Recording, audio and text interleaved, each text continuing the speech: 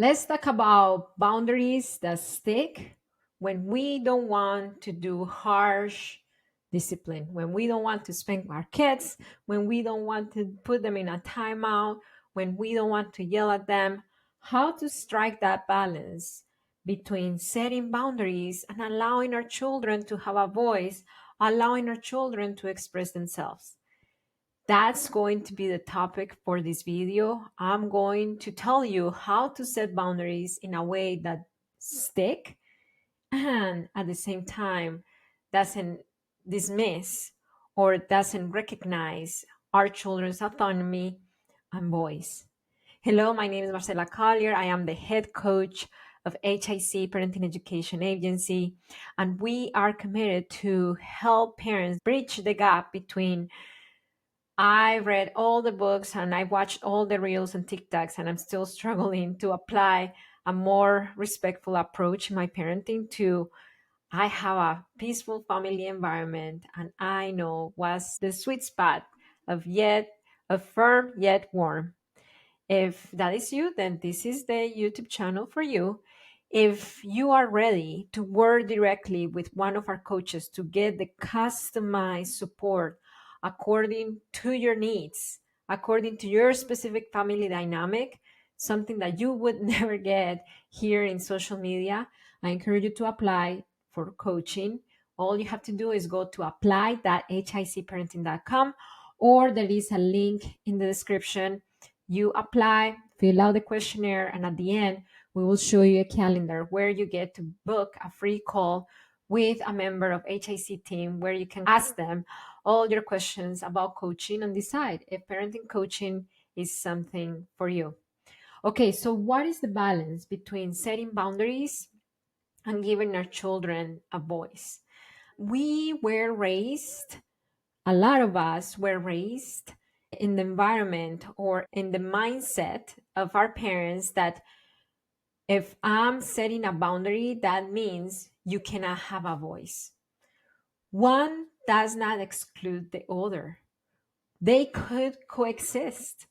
We can set boundaries and our children can have a voice even if we have boundaries. Why? Because true boundaries do provide a range of freedom. And I'm not talking about just gentle parenting boundaries or these parenting style boundaries. I'm talking about boundaries in the world, boundaries in general. Let's just look at a boundary that we have in the world. We go to the store, and what is the first thing that we see? We see a boundary.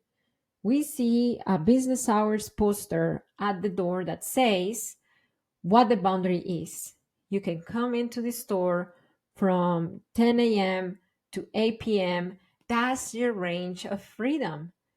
So boundaries do provide range of freedom. They tell us what's the contained space where we can move. What happens is that we've been raising our kids, or we were raised in the bias or in the mindset of boundaries is just you doing what I tell you to do or not doing what I don't tell you to do. So it's not so much about to show you what your range of freedom is, but to show you the what I need from you or what I don't need from you. Just imagine if we would transfer the way that traditional parenting sets boundaries to the world. So the speed limit. What about if the speed limit said, don't go 65 miles an hour. Don't stop here. Don't turn here. We would go crazy with those kind of directions, right? And yet that's how we communicate boundaries to our kids. Don't do this. Don't do that. Don't do this. Don't say that. So instead of that, provide that range of freedom. Let's go back to the traffic signs. It tells us where we can go and what can we do, right? If it tells us that on green we can go, on yellow we slow down, on red we stop. It doesn't tell us what we cannot do. It tells us our range of freedom. If it's green, that means I can go. If it's yellow, I have to be cautious.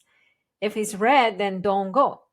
How can we apply the same system to our boundaries in our parenting? So if our children are writing on the walls, instead of don't write on the walls. Okay, so what is the red? Let's just imagine our boundaries to be a traffic light. What is the red? What is the yellow? And what is the green zone? So maybe let's just elaborate here. The green zone is you can write on any paper.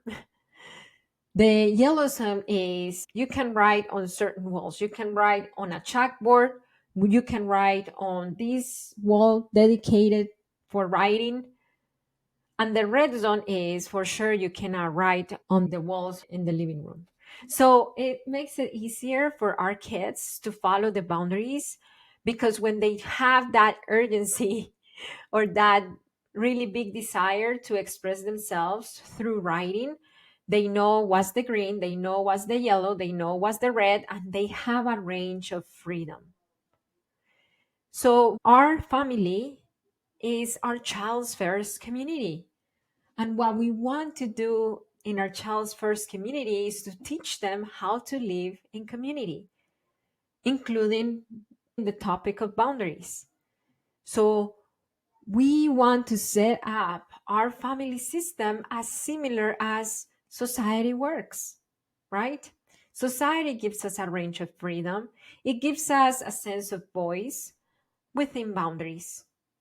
And that's how we set boundaries and still give our children a way to express themselves, to have their voice, to have their opinion.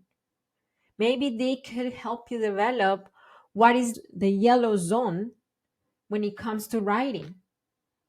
Ask them, what would it be okay? Right now, it's not this wall, but what would it be okay for you to write on? Have them give you the answers. I can write on paper. I could take a piece of cardboard out of the recycling trash and I could write on there. Maybe I could take my chalk and I could write on my chalkboard, or I could write on the sidewalk outside. Maybe that's possible for you, maybe not. For my house, it's allowed for them to write on the sidewalk, not the sidewalk, on our driveway. For me, it's okay. Might not be okay for you. It's okay.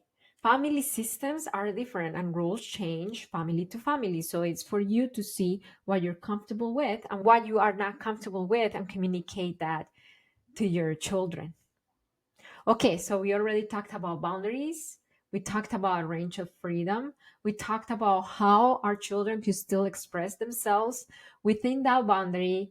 And with that, I conclude and I want to ask you, what is a yellow zone in your family? What is a green zone in your family? And what is a red?